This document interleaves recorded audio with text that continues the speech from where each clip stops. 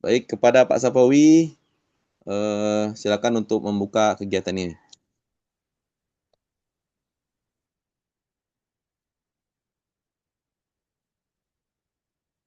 Suaranya Pak,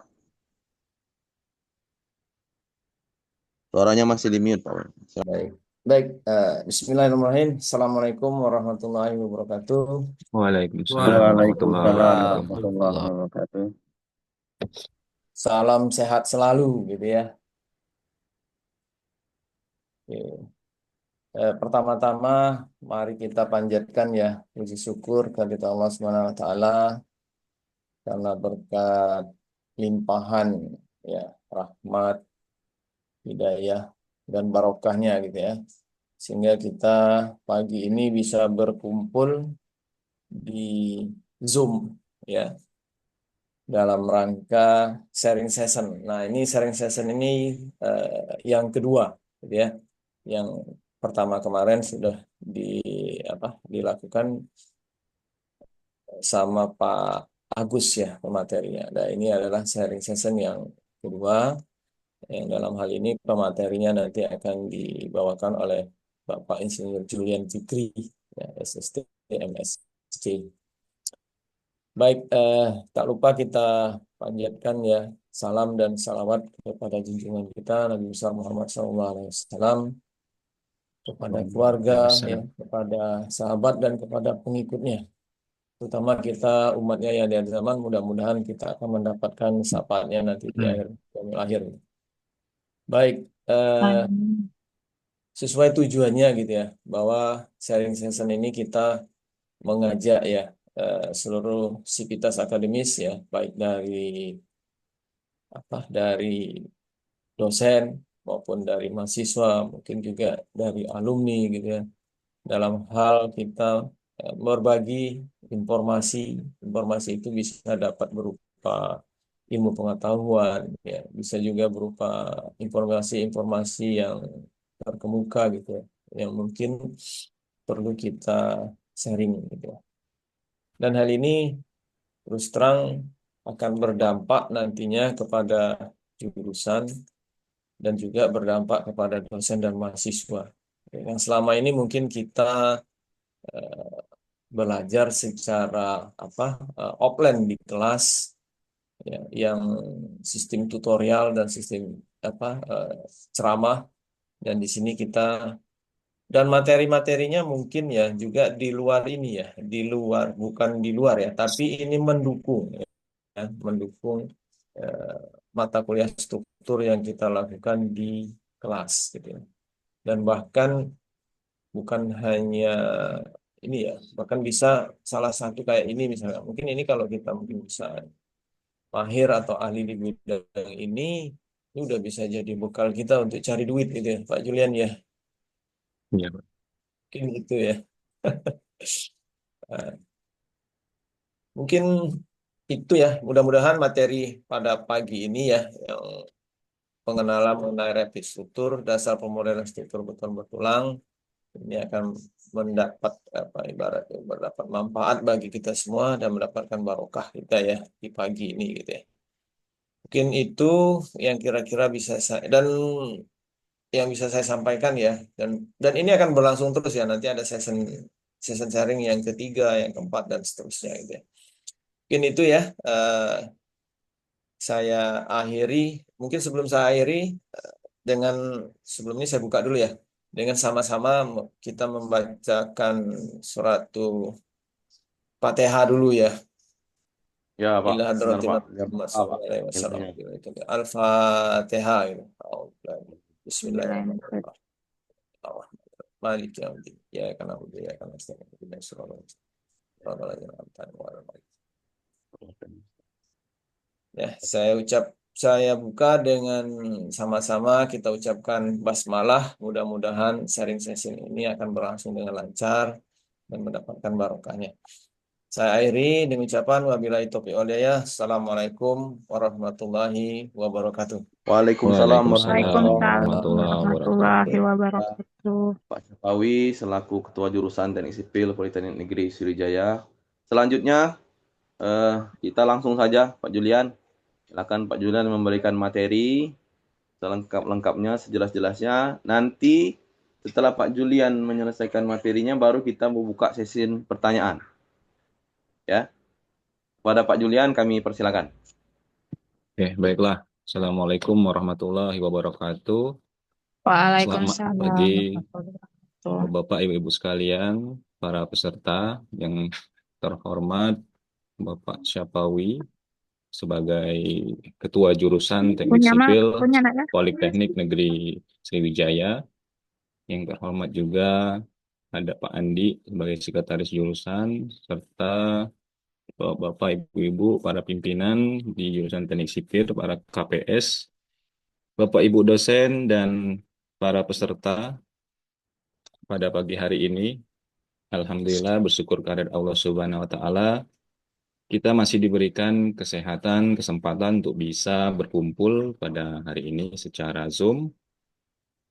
Yang patut kita syukurin, ada banyak teman-teman kita mungkin belum bisa berkesempatan, mendapati sakit mungkin, tapi sekarang kita wajib bersyukur karena masih diberikan kesehatan dan kesempatan.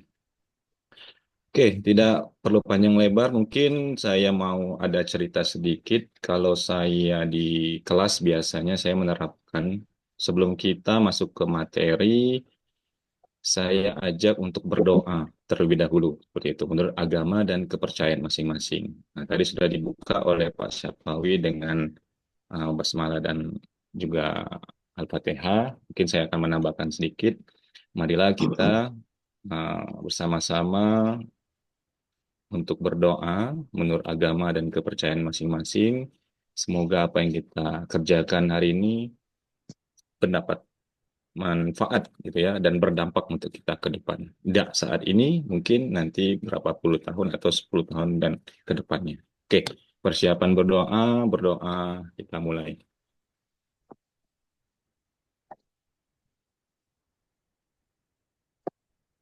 Selesai. Oke, baiklah. Mungkin perkenalan, nama saya Julian Fikri. Saya alumni dari SMK Negeri 2 Palembang, jurusan Teknik Gambar Bangunan. Dulu kami berfokus menggunakan software-software AutoCAD ya pada zaman kami. Tapi sekarang arah kebijakan kayaknya sudah mengikuti kebijakan dunia. Jadi jurusan di SMK pun sudah berubah menjadi jurusan BIM. Namanya pun turunan menjadi dari Building Information Modeling atau DPIB sekarang di SMK-SMK di Indonesia sekarang. Termasuklah SMK saya di SMK Negeri 2. Kemudian saya juga lulusan dari D4 di Bandung, di Politeknik TDC Bandung. Kemudian saya mengambil S2 di Taiwan dengan linearitas yang masih di bidang keteknik sipilan. Alhamdulillahnya. Nah, untuk sharing session kali ini kita sebut sharing alasannya karena di sini tujuan utamanya kita itu kalau saya pribadi ya dan saya mau propose ke jurusan juga ke teman-teman sekalian. Saya mempunyai mimpi dan teman-teman yang lain. Saya ada teman juga lulusan dari SMK. Kami punya mimpi di Palembang itu mungkin masih sedikit orang-orang yang mau berkelompok atau berserikat membentuk suatu komunitas mengenai BIM. Yaitu. Mungkin banyak kelompok-kelompok kecil, tapi tidak terekspos secara nasional, yaitu ya. Dan ya saya sering bandingkan dengan di Bandung. Saya kan pernah tinggal di sana selama 6 tahun. Di sana sangat mudah sekali untuk mereka membuat suatu kelompok dan bisa berkancah sampai ke level nasional, malah membuat suatu wadah yang bisa terkenal. Contohnya mungkin seperti uh, banyak wadah-wadah BIM sampai ke BIM Indonesia ya. Nah, saya pribadi pengen kita itu ada kelompok-kelompok seperti itu yang di dalamnya ngebahas mengenai bagaimana perkembangan BIM ini, terutama di Palembang, mungkin secara luas nanti Sumsel seperti itu. Nah, itu harapan ke depannya. Mungkin dari sini ada yang nanti uh, punya istilahnya inisiatif atau nanti mengkontak saya atau gimana kita misalnya Pak kita buat seperti ini, seperti ini, seperti ini misalnya atau nanti kita jadwalkan buat struktur pengurusan sampai kepada nanti kita mencetak generasi-generasi yang siap bertempur misalnya di nasional.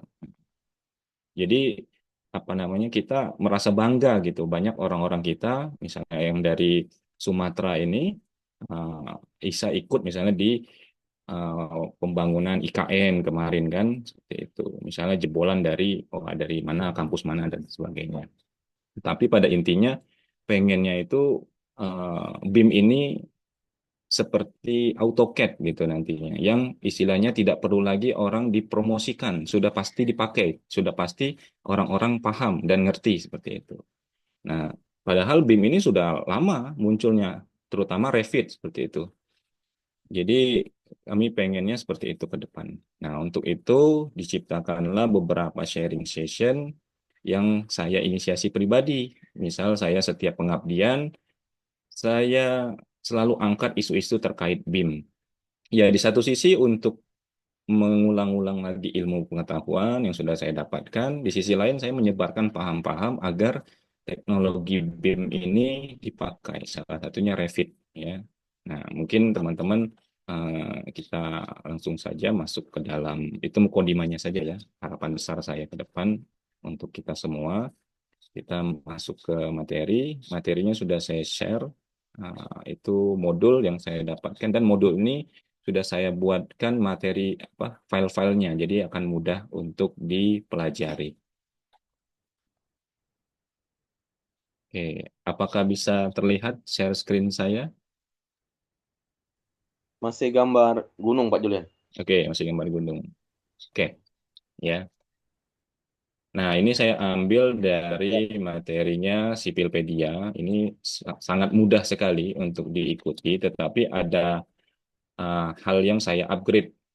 Kalau di sini kan biasanya teknik belajar itu kita mengikuti step by step dari modul, mau modul apapun. Nah, tapi di sini saya tambahkan file untuk setiap tahapannya.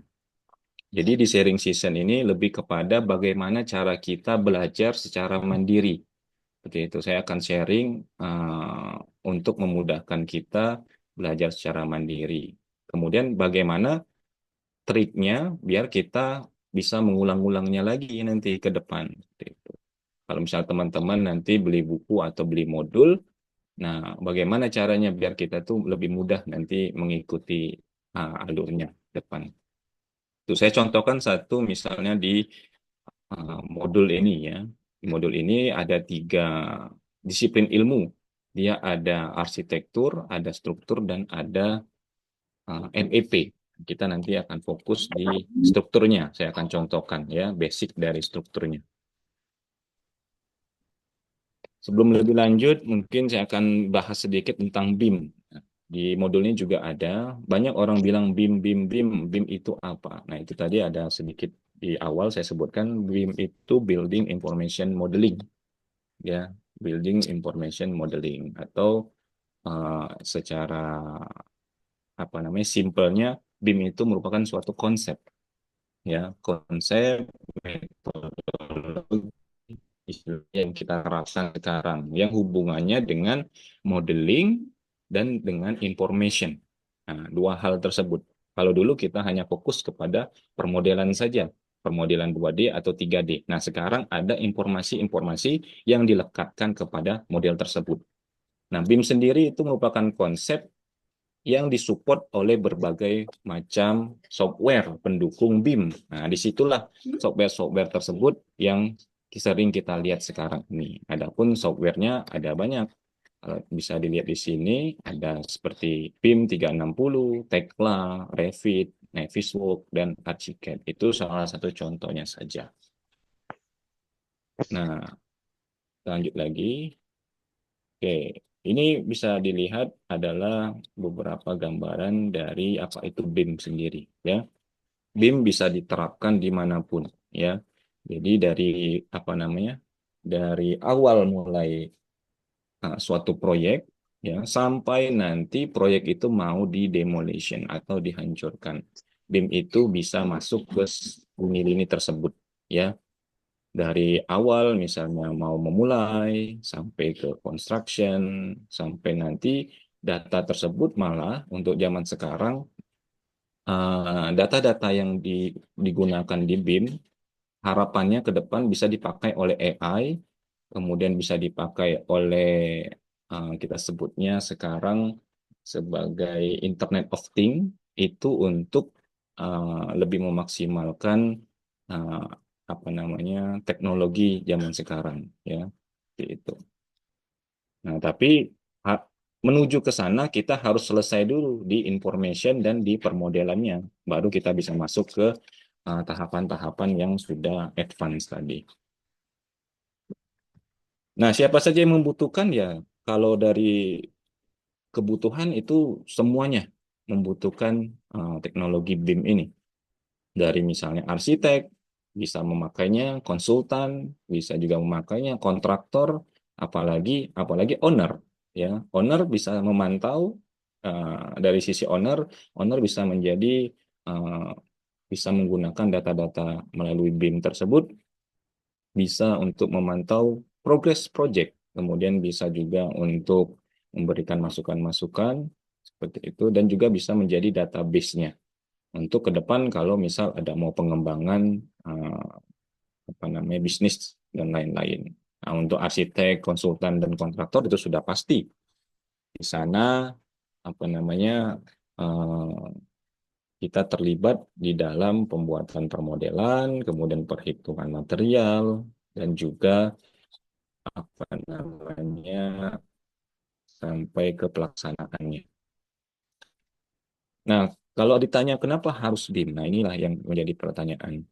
Toh AutoCAD sudah ada misalnya. Kenapa yang istilahnya secara jadul sudah ada. Kita secara konvensional misalnya menggunakan menggambar, kemudian gambar kita kasihkan ke apa namanya ke lapangan dan dikerjakan.